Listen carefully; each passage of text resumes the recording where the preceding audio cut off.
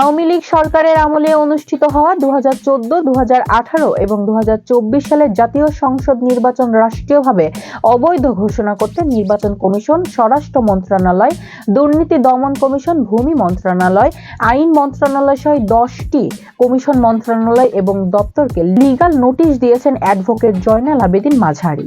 বৃহস্পতিবার মন্ত্রণালয়, দপ্তর এবং কমিশনের ঠিকানায় ডাকযোগে এবং ইমেইলে নোটিশটি পাঠানো হয়। নোটিশের দায়িত্ব সংশ্লিষ্টদের 15 দিনের মধ্যে নির্বাচন 3টিকে আনুষ্ঠানিকভাবে অবৈধ ঘোষণা করে জড়িতদের রাষ্ট্রদ্রোহী ঘোষণা ও যথাযথ আইনি ব্যবস্থা নিতে বলা হয়েছে। না নিলে সেসব কমিশন, মন্ত্রণালয় এবং দপ্তরের প্রধানদের বিরুদ্ধে মামলা করার আলটিমেটাম দেওয়া হয়েছে নোটিশে। জয়নাল আবেদীন মাঝারি সুপ্রিম কোর্ট এবং কুমিল্লা জজ কোর্টের আইনজীবী।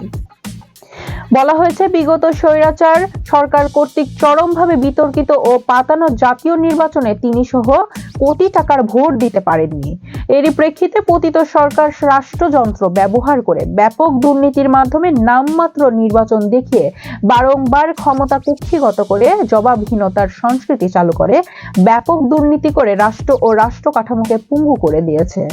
তথাকথিত নির্বাচিত সদস্যরা এবং প্রশাসনিক উচ্চপদস্থ কর্মকর্তারা সুবিধাভোগী বিভিন্ন মহল ত্রাসের রাজত্ব কায়েম করে।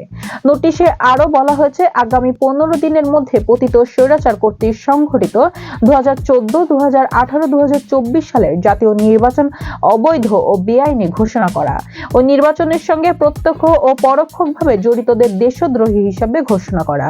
ওই সময়কালের মধ্যে সংশ্লিষ্টদের অর্জিত সব আয়কে অবৈধ ঘোষণা করা, দোষী সব ব্যক্তির অবৈধ স্থাবর অস্থাবর সম্পত্তি রাষ্ট্রের অনুকূলে বাজেয়াপ্ত করে তা অনতিবিলম্বে রাষ্ট্রের কল্যাণমূলক কাজে বরাদ্দ দেওয়া, নির্বাচনের সঙ্গে সংশ্লিষ্ট দোষী ব্যক্তিদের আইনের আওতায় আনা সহ সময়োপযোগী আরো যেসব পদক্ষেপ গ্রহণ সমীচীন তা করা।